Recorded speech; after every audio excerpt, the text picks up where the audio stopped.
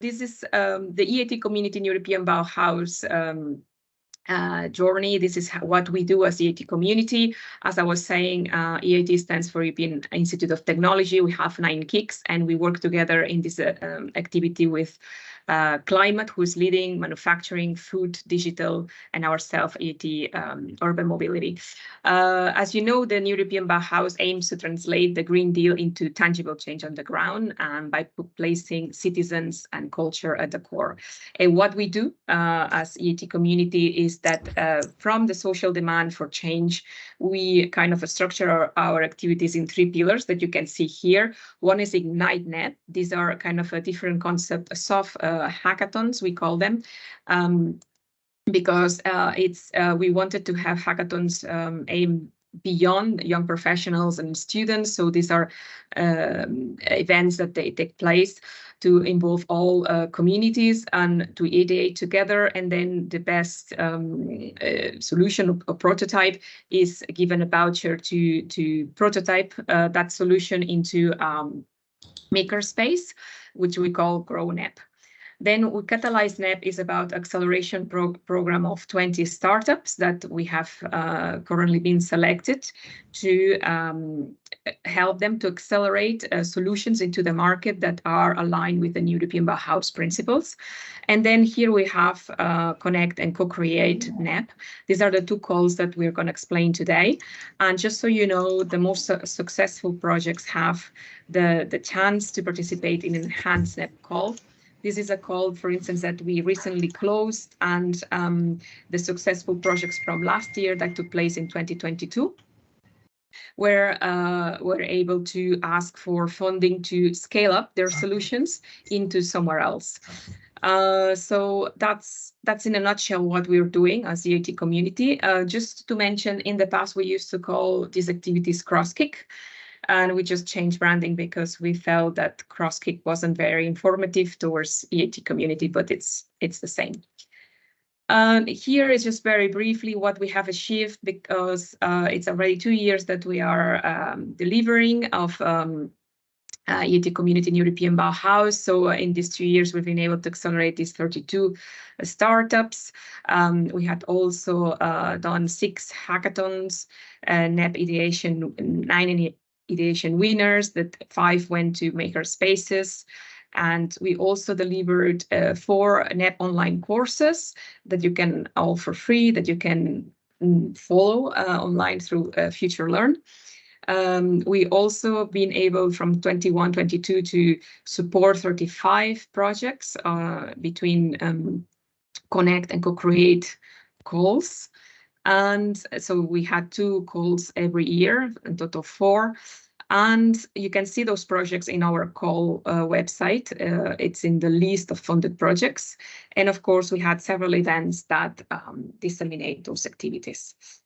So here we are. This is the call that we're going to talk now, and it's Connect NEB. And the aim is to activate citizen generation solutions in initiatives that empower citizens or users to deploy beautiful, sustainable, inclusive solutions in their communities. And of course, we want those to influence local policies for change. So we always ask you, what's the relationship you have with the city, with the local policy, how you're going to present this project, because we'd like them to think that it has more impact than the months that they are taking place.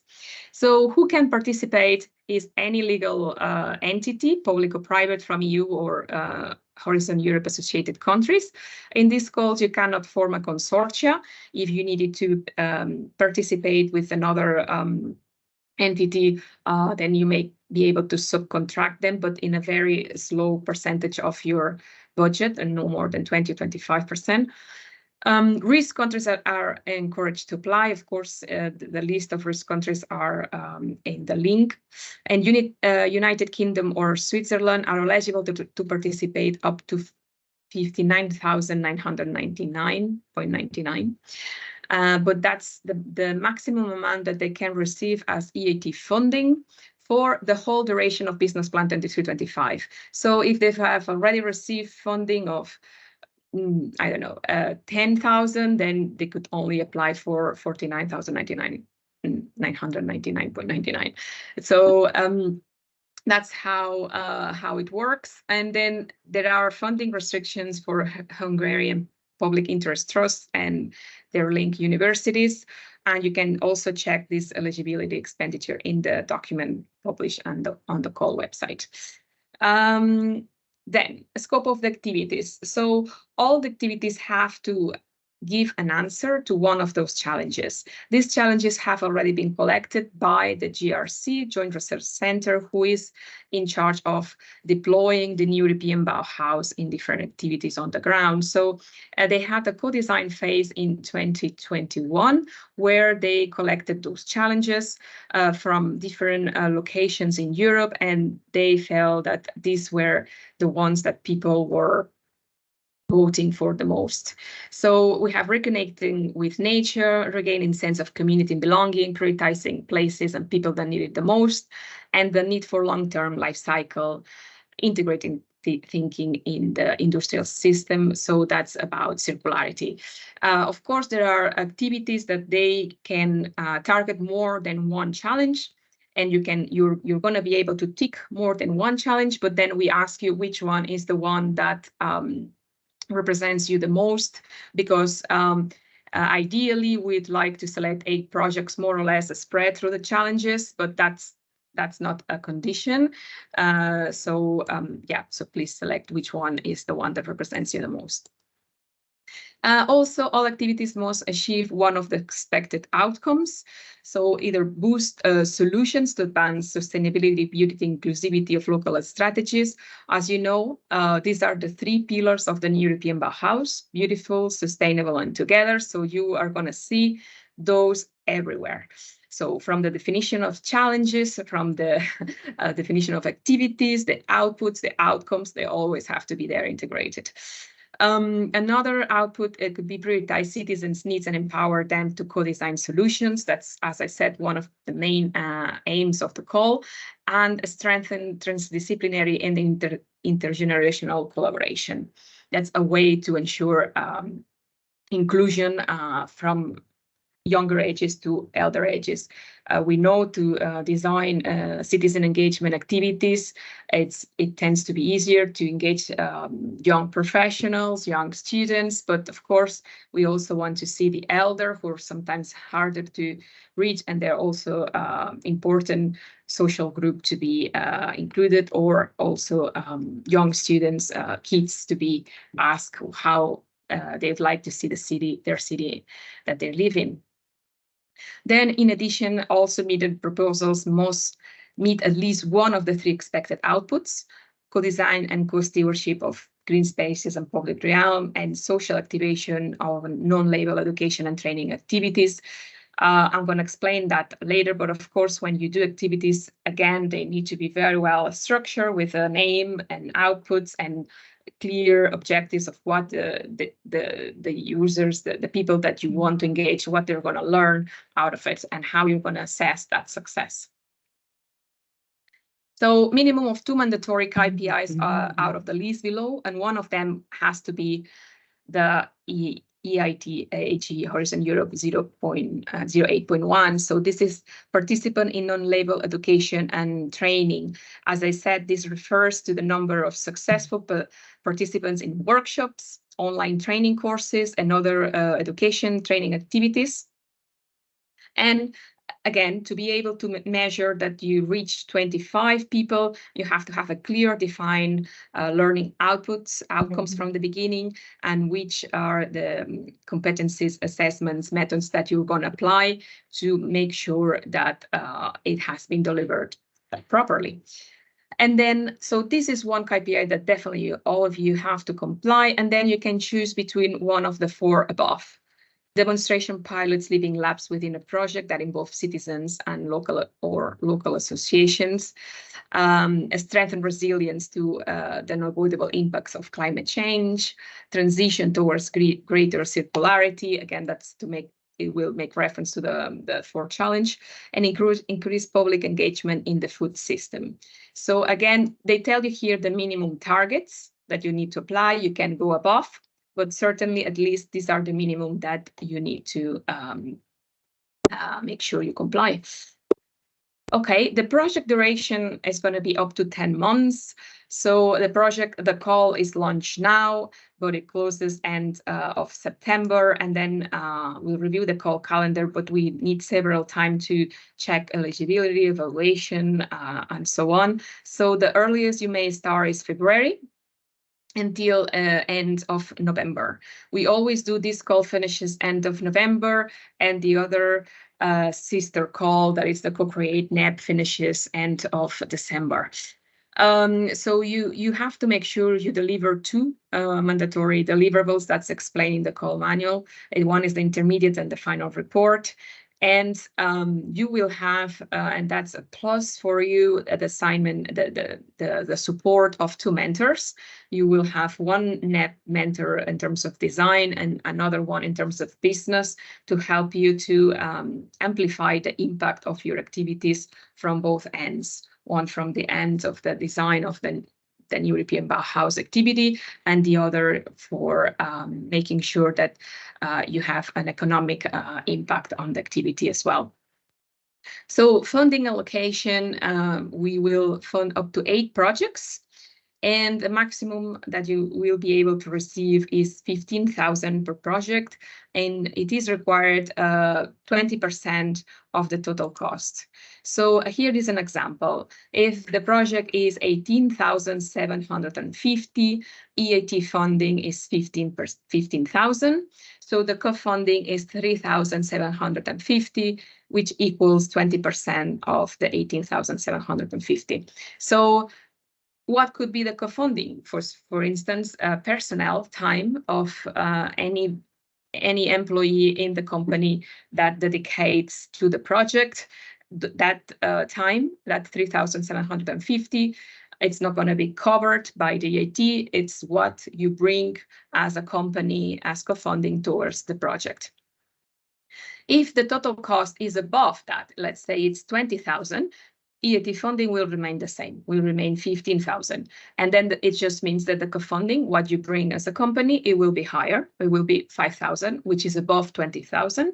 Therefore, it's okay. If it's above, it's okay. The minimum is 20%, sorry. Financial sustainability.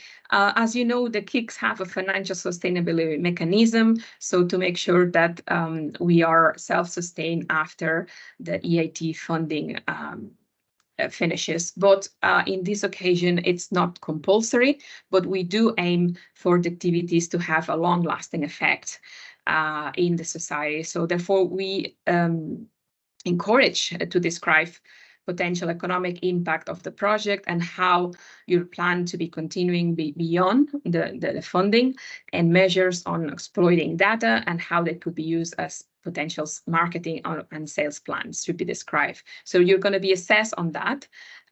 It's not compulsory. If you don't do it, it just means that in the question that they ask you about this, you're going to get 0 points, but you still going to be able to get assessed with the rest.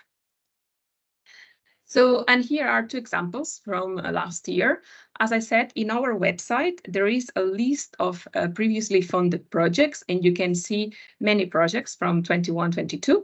But here, I just wanted to point 2 of them just for you to have a bit of an idea of what does that look like, yeah? So here on the left, we have the Library of Things in Ljubljana. So that was a project that the challenge to tackle was the challenge number 4, the long-term life of things, the circularity. So the idea here was to boost the sharing economy of a community by sharing used things in a library. So it keep the concept of a library of books, but extended to many things. And of course, it could be even beyond things. They were also thinking about sharing skills. Somebody could, give yoga classes, or could cut somebody's hair. And they were also thinking about sharing kids' objects and clothes through the community. And it was a very successful initiative. The other project it was in Kyiv, in Podilsky, in the neighborhood of Podilsky, and of course, it was very challenging for them because, as you know, through last year and sadly still are at war. But they were very enthusiastic about. They were an NGO that was carrying this activity. They were very enthusiastic about engaging with the community about how could the public space could be improved, and of course. One thing, what can they do in their situation? But they recognize some areas like you can see in the picture that around the containers of rubbish, it was clutter and the smell and not very nice to walk by. So they kind of created these little shelters, timber to make these areas a bit more tidy and organized. So, and for us, for them, they told us that one of the main outputs was to be able to dream of how the city could be better in a near future, and to have a tangible output out there when they walk by. So it's something as well.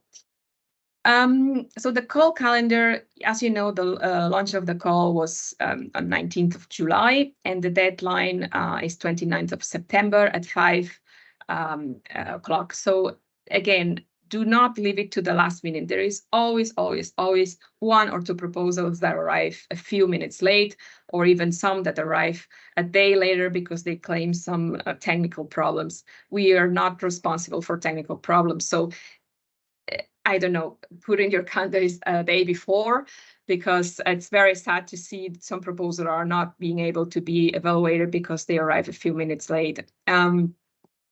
Eligibility and admissibility check is going to be taking place mid-October, and then we're going to be the quality evaluation of proposals from mid-October to mid-November or end of November, and then the communication of results is going to be in December.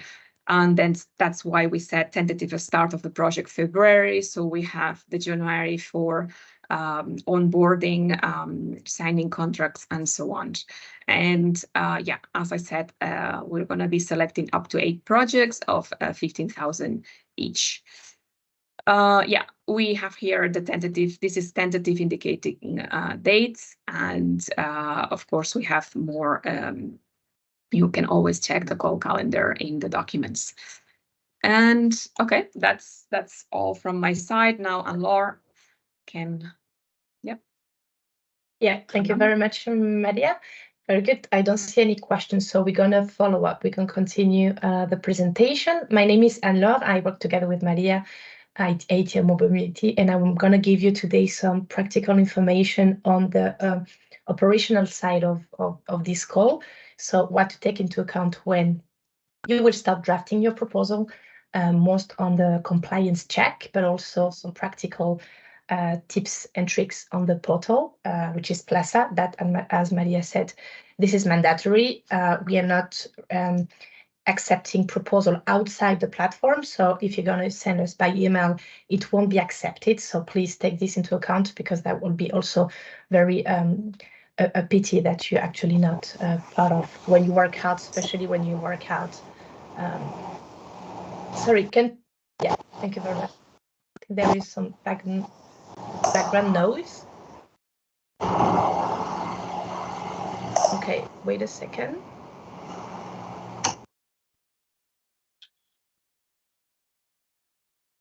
Okay, that's better now. Okay, so starting with the eligibility and admissibility check, what you really need to take into account, even before you draft your proposal, is actually you check in the section 5 of the call manual these 7 criteria. They are very basic, right? But this is really something that we're gonna look into and check whether your proposal check the boxes, okay? And we start with, of course, as we said before, the completeness. So it has to be completed following the application form, which will be available in Plaza very soon. Submit it on time by your single entity, your representative person in your entity, in English, with all the mandatory sections filling in. The second is the registration of the applicants. This is very, very important because, again, this would be really, really pity that you submit everything, but you miss to complete your participant information form and some mandatory basic information. Without this information, actually, we cannot move forward with the evaluation of your proposal. So please take this into account. The patient information, the participant information form is actually, as I said, a basic administrative form when you ask a few questions about your organization, the legal entity name, your email address, your some financial data, but also the type of organization to make sure it complies with the criterion number 3, which is the where you are based in an EU member state or third country associated to Horizon Europe, but also the PIC number. This is the participant identification code, and this is something, again, that will be, you have the link here, I will show you in a second. That will also be explained in the future guideline for applicants, but this is something you can already do now if you don't have any PIC number. This is a 9-digital code that will actually give you, this is a code that you would just need to put into your PIF. Sorry, can you please unmute yourself? Because it's a bit, yes, thank you very much. So number 2, as I said, very, very important. Number 3, as I said before, any entity which is based in any European countries or third countries associated to Horizon Europe, you are a single entity applying. So we are not accepting any other entity linked, or as part of the consortium. There is no consortium actually. The co-funding rate, as Maria said, 20%. The KPI addressed, again, also 2 mandatory KPIs at least.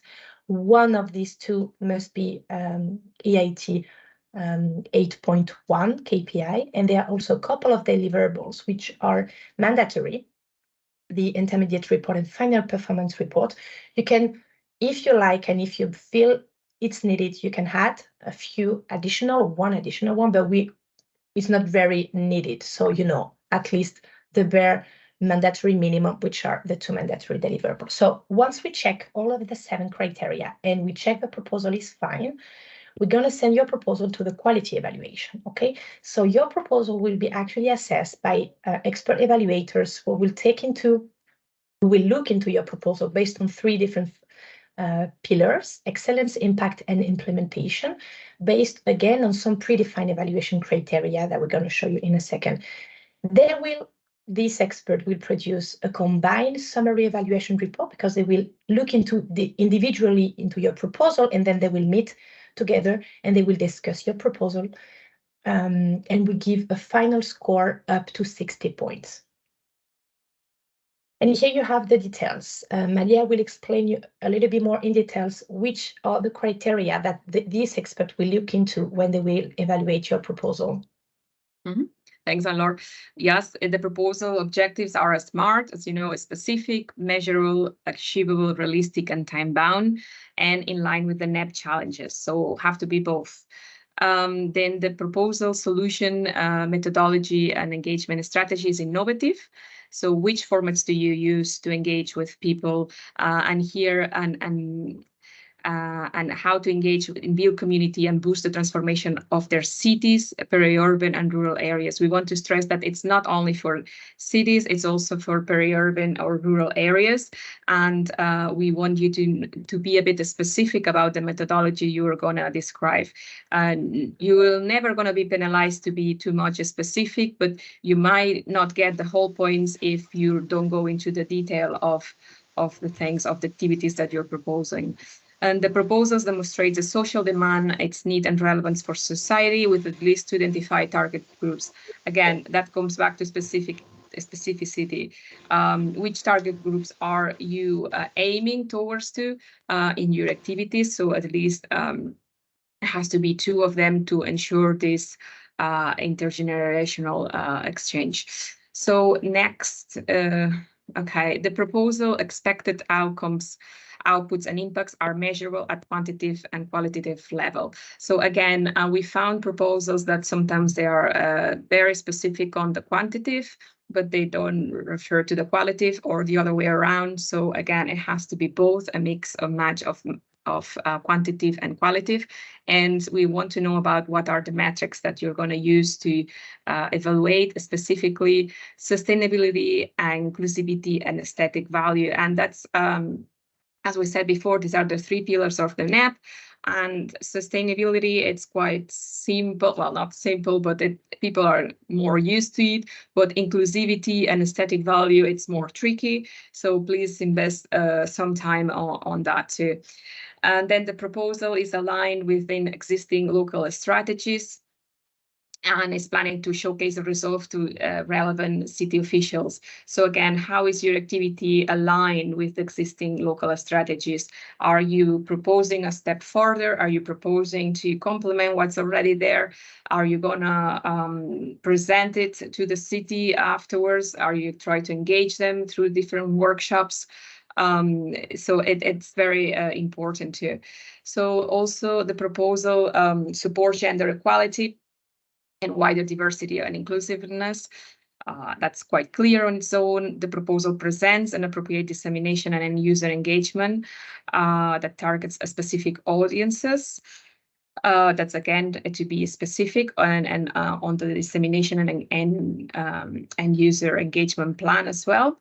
And it has the potential to be implemented on a broader scale. That's again refers to is this project going to be self-sustained later on, or are you planning is a way that you have thought about it to be replicated somewhere else? We'd like to have the highest impact as possible, so that is why this is important for us, and also for you to next year to be able to apply to the enhanced NEB Call, that it's to replicate projects. And then the proposal potential economic impact is outlined and ensured for future deliverability and transferability. Again, this is referring to the financial sustainability measures that, as I said, it's not compulsory as sometimes is in other EIT calls, but if you don't have it, you wouldn't get these 5 points here. Next. Quality evaluation, this requires quality evaluation on the implementation, and that's makes focus on the work plan and managing structures into it. Again, be very specific. You can also attach in the Plaza Gantt chart. You can also tell more about the management structures, who is going to be there. So if you're able to tell the names of the people involved, and you can check briefly their CVs, because so we can really assess the expertise of the people who are going to be involved, because sometimes people bring they say, oh, we are an entity with more than 20 years of experience, but we wonder, okay, but who's going to be in charge? Is it going to be the junior project manager? Is it going to be a senior? Is it going to be a mix of both? It's important to be specific again. And the clear risk and mitigation plan, again, is also important and has 5 points. So I think that's all from evaluation criteria. Yes, thank you very much, Maria. I'm going to continue and then take just we have one question. I would take it at the end, if you don't mind, because I'm conscious a bit of the time. When your proposal passed the quality evaluation, you are lucky and you're somehow be pre-selected, okay? Only the proposal equal to or over 40 points will pass to the EIT Community NEB Selection Committee, okay? This is the threshold. They will actually agree on the final list of projects based on the ranking list, okay? And they might set up some strategic conditions and recommendation for funding, okay? So provided you will receive a communication that you have been pre-selected, provided that you comply with this list or couple of 3, 4, depending on your project of conditions. And provided that you comply with those conditions, you will be actually sent to the final selection, and your project will be you can start after the onboarding and contracting phase of finalized. So As I said earlier, the very first step you need to do, and you can even do it this as of today, is to register your partner, your entity in the Plaza tool. If it's done already, no need to do that, but just check the information is accurate and is correct. But if don't, you first need to go to the platform of the European Commission Funding and Tender Opportunities portal to obtain your PIC. It's something very straightforward, very easy. I can tell you it's not going to take you more than 10 minutes, even less, actually. So you have the link here. You can click and check. You can also check if your organization is already registered, if you don't know or you don't remember if you did this, because this is actually a PIC that you are given for any type of European funding program. So if you already apply to any other European Commission program, funding program, you can use the same PIC. And maybe you don't remember, so you can always check if you have already this PIC or not. The second step is to register in our tool. So the register in Plaza, so registration organization in our submission tool. This needs an approval by our team, which take usually 2 working days, depending. This call for proposal, I can tell from last year, is very has a strong success in terms of we received many proposals. So we really ask you to not wait until the end. Even though you're not sure you're going to apply, you can always register in Plaza. This will be done for all the other calls that we're going to launch, by the way, so it's never something lost, I would say. So register as soon as possible following this link, and the registration will be closed 2 days before the deadline, because as I say, we need to do a step. We need to approve your registration manually. So, and without this registration, the first step, you cannot continue and draft your proposal. So it will be blocked for you. The third is, once you are in Plaza, we have approved your registration. You're gonna complete your partner information form. Okay, and this is, you can see in Plaza, this will be visible as a dashboard in the green button here. As I said, you complete all your the fields. All of them have a mandatory field start, so you really need to go through every single field in order for you to be eligible. Okay, as I said before, already a PIC number, there is no need to register again. Okay, so you can just click and see if you don't remember the PIC number. And if you have already a PIF with us, just check the information which is included is updated. Okay, especially the legal status, of course, but also some contact details and bank details, etc. So once you've done this, you have done the registration, you can go through Plaza. As I said, the Plaza will be available in a few days, a couple of weeks maximum, because we are fixing some technical, last-minute technical problems. But you will see in this list under the call for proposal dashboard item here, Connect NEB Call, and you would just need to click on it. And this is what you will, you would first see create a proposal, and then this is what you will see. Or 5 different tabs that will need to be completed by you as a main entity. Tab number 4 is not applicable. It's something related to financial sustainability, but it's more for innovation calls, but you really need to concentrate on the others. And I'm going to go through them. In any case, I know it's already a bit late. I'm going to go through, and we will send the slides. So you will always be back to go back to the slides, and the guidelines will be also available in a few days. So the area is cross-kick. You just need to select which period is about. So it's Connect from February to November, and the segment is also this one from 9.31. And then you continue with the project title. This is something you're completely up to. It's free for you. You put a description, short description of your project, the acronym. The ID will be automatically generated, and then the start and end date, which is somehow fixed from February to November. And a project description. This is a short description of your project that we're going to use in the future if your project is selected for dissemination purposes.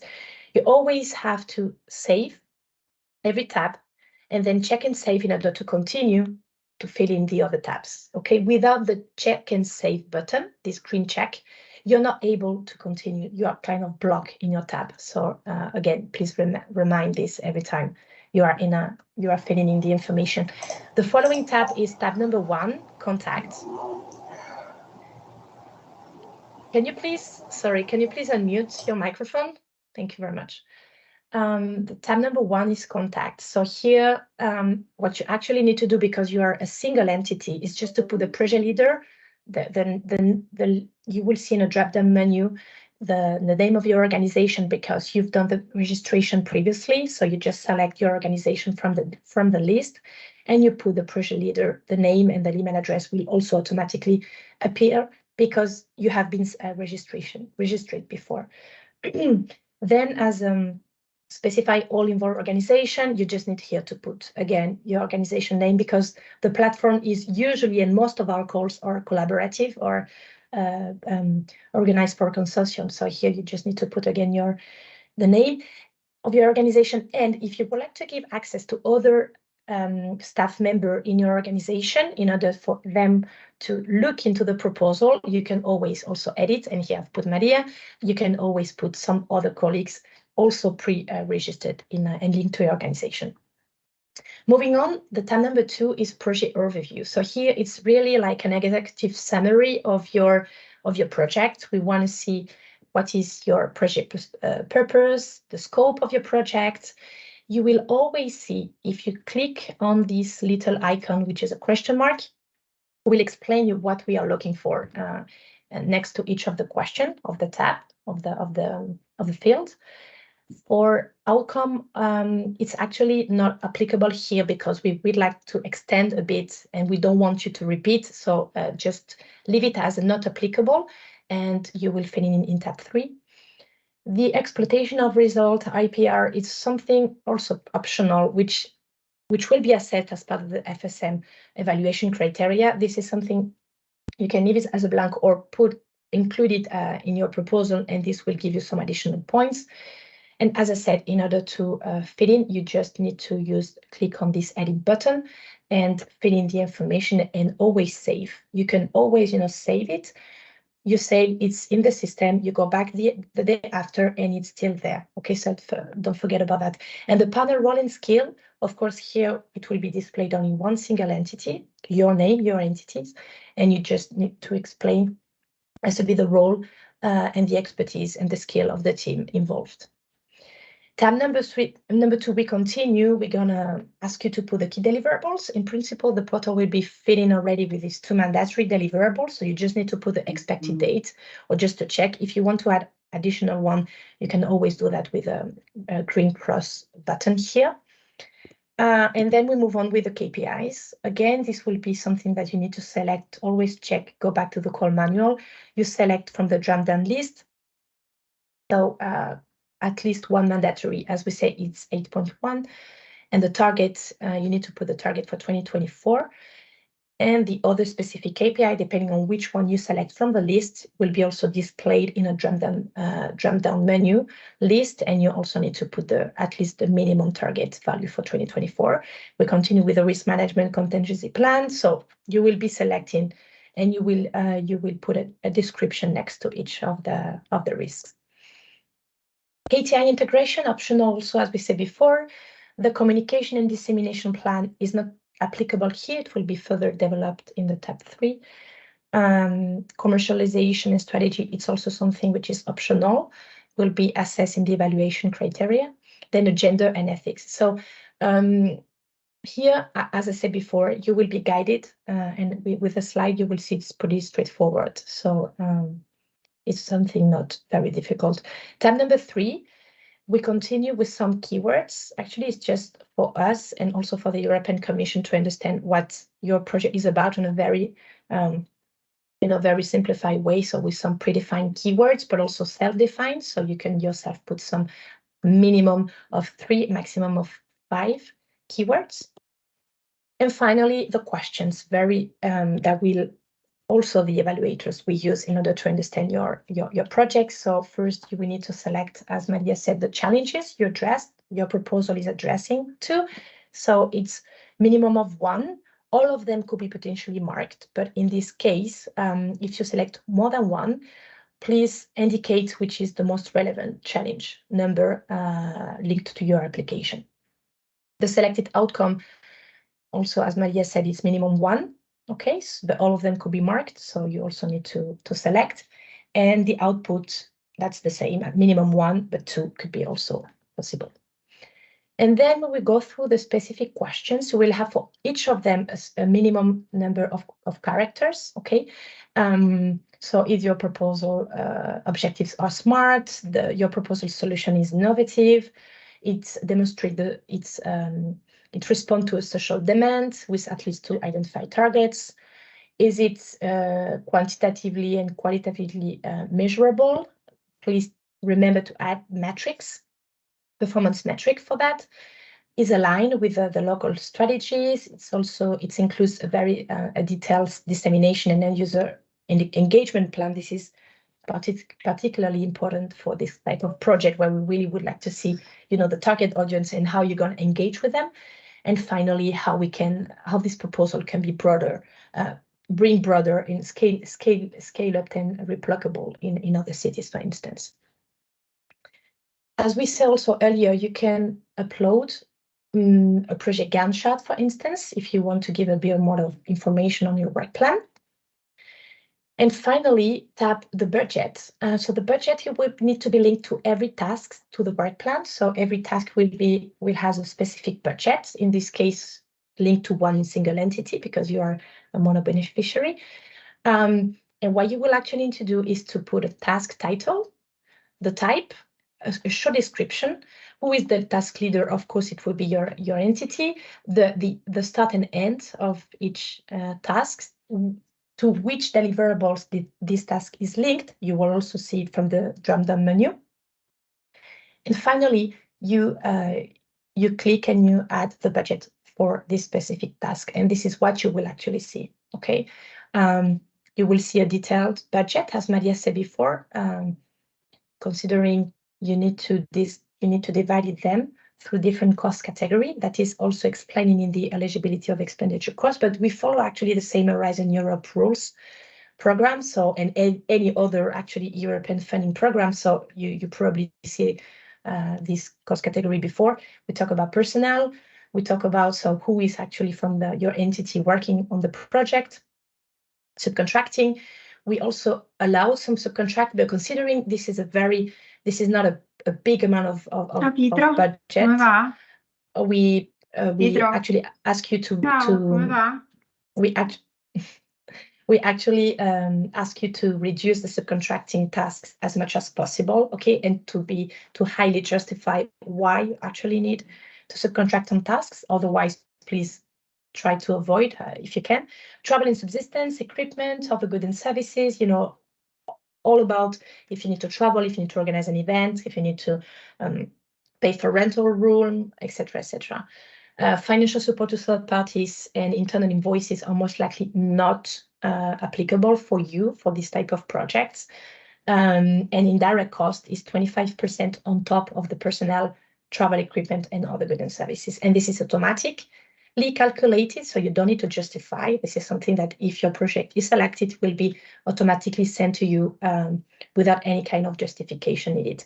And as a sources, we need your co-funding explanation. So we need at least 20% of co-funding, and to understand whether this co-funding comes from your own resources, as Maria said, as part of your personnel, for instance, or other type of resources as national, regional funding, for instance, or other type of sources. You always save and check and save before you move on with the other task, okay?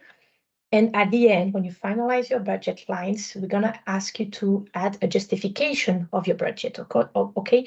And as Maria said, as a personnel, for instance, we also would like to understand whether the staff is senior, junior, for instance. We need to understand what this person will do very briefly. Okay, it doesn't have to be very extensive. Where you're going to travel, what you're going to do with the other goods and services, for instance, for what activity you're going to use, etc. Finally, when you've done with that and provided that all your tabs are green, save and selected, you're ready to do the submission. Okay, you actually you close your proposal, let's say. So you click on the button and you see you want to save all your changes and you want to move on. So this is number 1. You click on the number 2 button, back to list.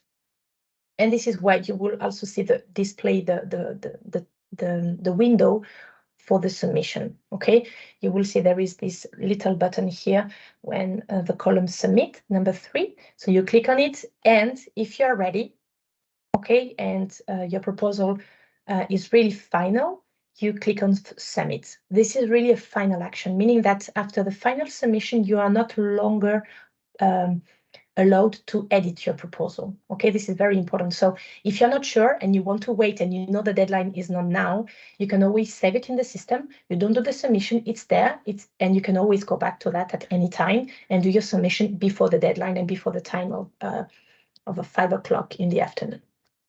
Okay, just as a final tips, I'm repeating myself, but just so you know, because we receive a lot of questions about, I cannot continue, I'm blocking tab 1, 2, whatever. So you always need to save the information, but then to check and save this button here, okay? Because otherwise you will be blocked and you won't be able to continue.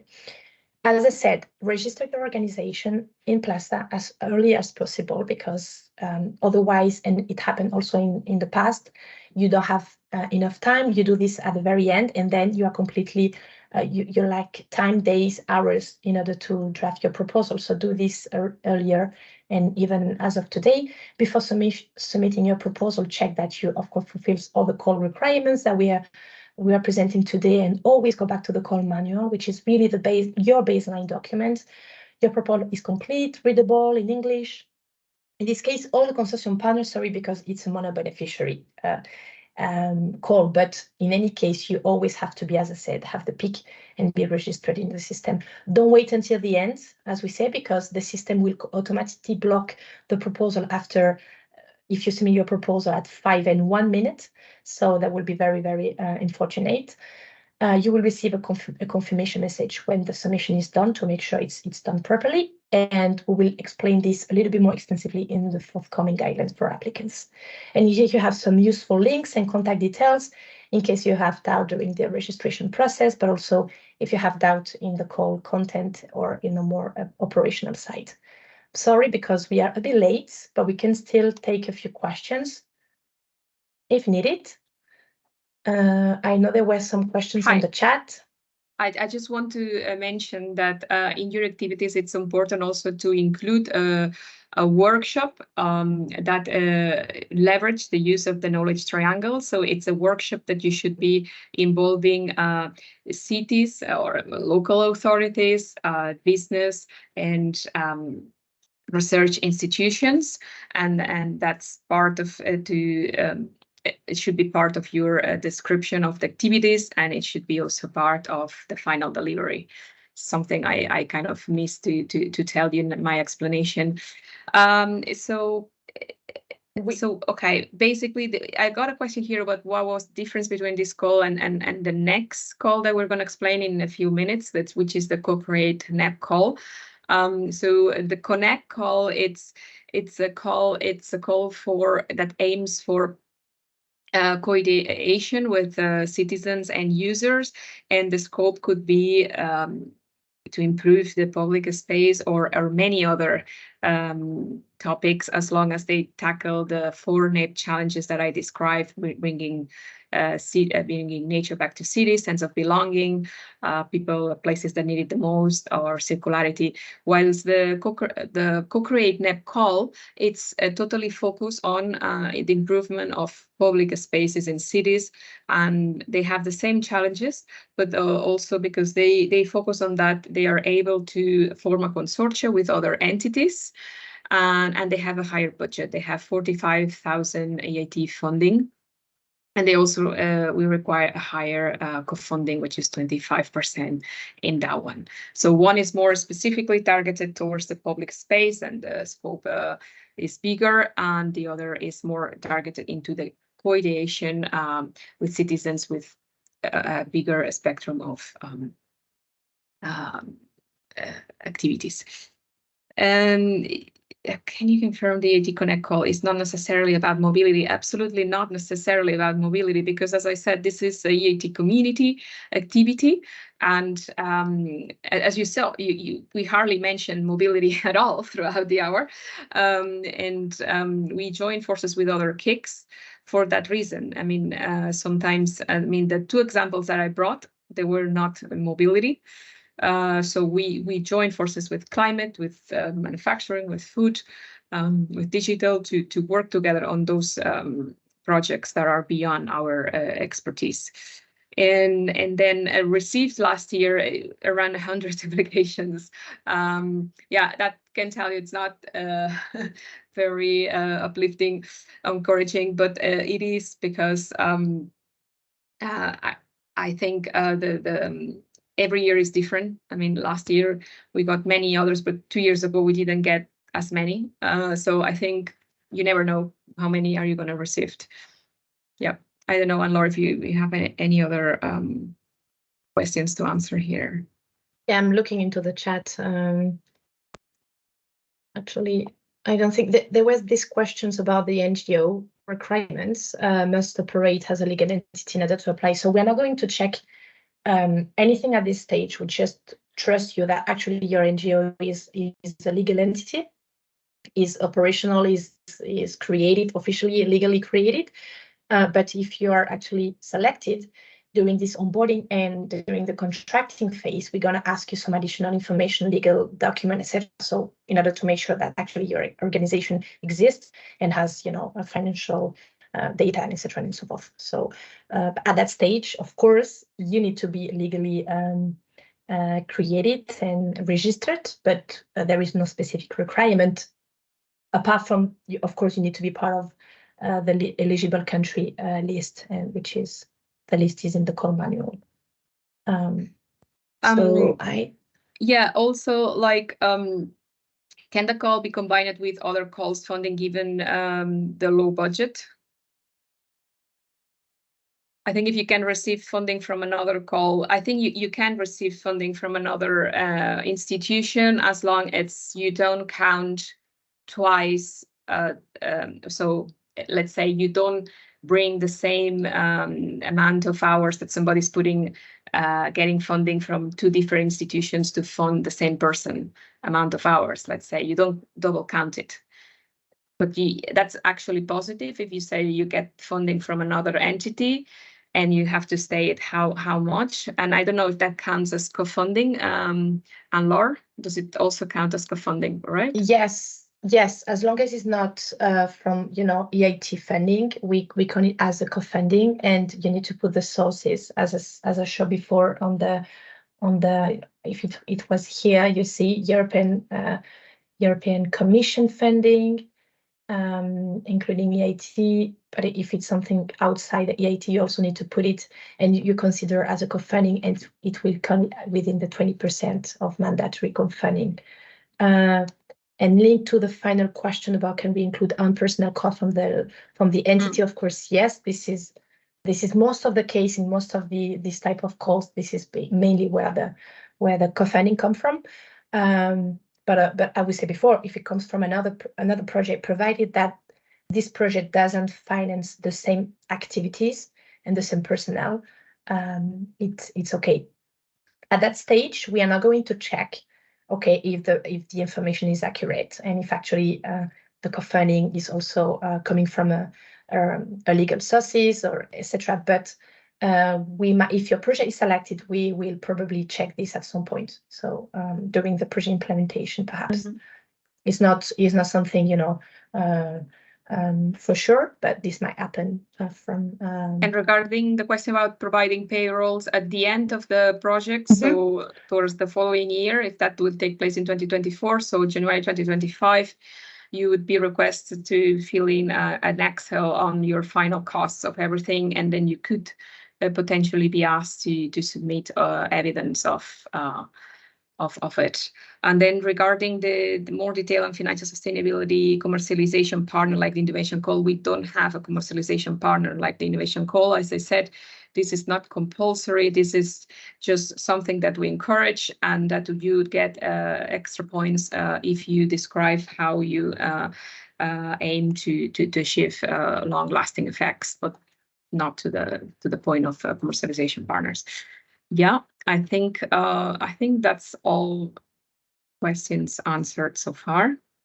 Yeah, yes, exactly. Just to say that the guidelines and the application from Plaza will be available in the next few days, maximum 2 weeks. And sorry about this because it's been a bit, some technical issue before we launch it. But in any case, as I said, start with a registration. Okay, you can always start working also, of course, on the content and so on. You have these slides will be available in, I guess, if it's not today, at least tomorrow or the day after, but very soon.